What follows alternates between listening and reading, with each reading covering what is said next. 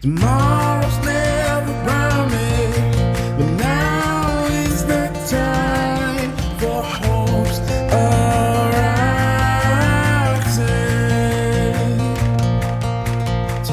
Nung dumating si Carly sa buhay namin, may mga bagay na akong nagagawa. Ngayon, na hindi ko naman ginagawa dati. Posibleng hindi mo magawa pero nagagawa mo na, no? Sa pagtatrabaho talagang, when we work, we give our best para sa dalawang anak namin. Hindi pwedeng hindi. Hanggat kaya namin gawin, ibibigay namin para sa kanilang dalawa. Parang, paano hindi uso yung pagod para sa kanila? Etong party na to, talagang pinaghandaan namin mabuti para sa kanya. Deserve naman niya because talagang mabait siyang bata.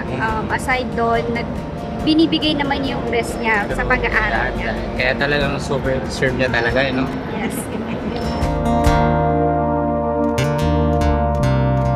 Since siya naman ang may hawak ng buhay niya, nandito lang kami para gumabay sa kanya. So, pumalalay sa lahat ng gusto niyang bagay. Siyempre, as a parent, i-guide namin siya sa mga tamang bagay na and gusto namin lumaki siyang mas mabuting bata, lalo na gusto namin siyang mas may tiwala kay Lord. Mag-pray tayo kay Lord. Kasi once na marunong ka mag-pray, susunod na yung magagandang bagay na darating sa buhay. A time you can't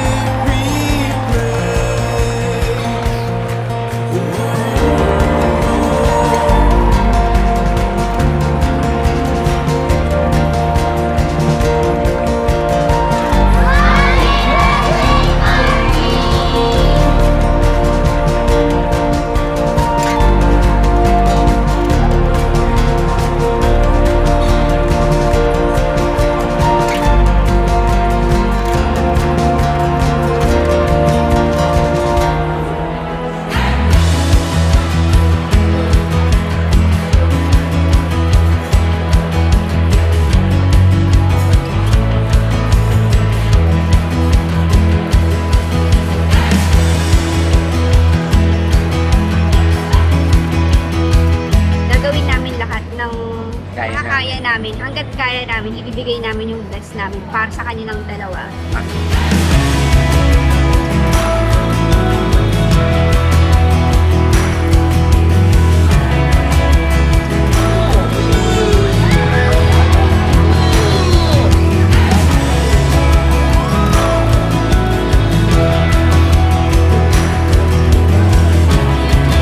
I know mapapanood mo to after 5 years or 10 years. May kita mo yung video na to. Sana masaya ka, matuwa ka. Yes. Wala na, ayoko. Basta laging lagi ka lang magdasal. Kami, mahalin mo kami as your parent, lalong-lalo na yung kapatid mo.